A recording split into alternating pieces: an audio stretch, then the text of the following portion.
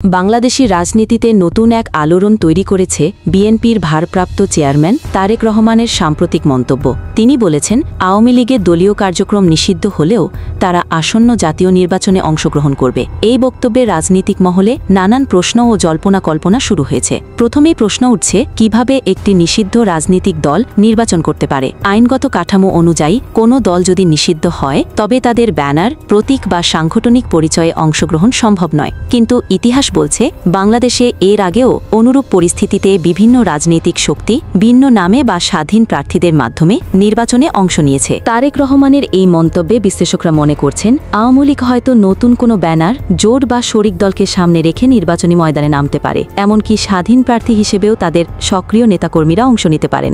এতে করে সরাসরি নিষিদ্ধ থাকলেও পরোক্ষভাবে নির্বাচনী উপস্থিতি নিশ্চিত করতে পারবে তারা। এখানে একটা বড় দিক হচ্ছে বাংলাদেশের ভোট রাজনীতিতে আওয়ামী লীগের দীর্ঘদিনের প্রভাব। হঠাৎ করে দলটিকে নিষিদ্ধ করা হলেও তাদের নেতৃত্ব, সাংগঠনিক কাঠামো এবং জনপ্রিয় ভোট ব্যাংক অদৃশ্য হয়ে যায়নি। তাই প্রশ্ন উঠছে, এই প্রভাবকে কাজে লাগিয়ে কি আওয়ামী লীগ আবারও নির্বাচনে শক্ত অবস্থা নিতে চাইছে? অন্যদিকে বিএনপি মহলের বিশ্লেষণ ভিন্ন। তারা মনে করছেন, আওয়ামী লীগ নিষিদ্ধ হলেও প্রশাসনিক সহায়তা এবং পুরনো নেটওয়ার্ক ব্যবহার করে নির্বাচনে নিজেদের সুবিধা আদায় করতে চাইবে। আর সেই প্রেক্ষিতেই তারেক রহমান এই মন্তব্য করেছেন, যাতে জনগণ আগে থেকেই সচেতন হয়।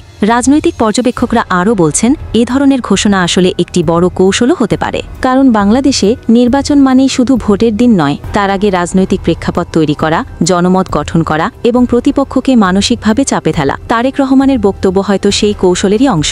সব মিলিয়ে প্রশ্ন এখন একটাই, নিষিদ্ধ আওয়ামী লীগ ঠিক কোন পথে নির্বাচনে আসবে? জনগণ কি এই কৌশলকে গ্রহণ করবে নাকি প্রত্যাখ্যান করবে? আর সবচেয়ে বড় কথা, বাংলাদেশের আসন্ন নির্বাচন কি সত্যিই বহুদলীয় প্রতিযোগিতার মাধ্যমে হবে নাকি আবারও বিতর্কে জড়াবে? এই মন্তব্যে যে নতুন করে রাজনৈতিক উত্তেজনা ছড়িয়েছে, তা আর বলার অপেক্ষা রাখে না। এখন দেশজুড়ে দৃষ্টি আটকে আছে আওয়ামী লীগের পরবর্তী পদক্ষেপের দিকে।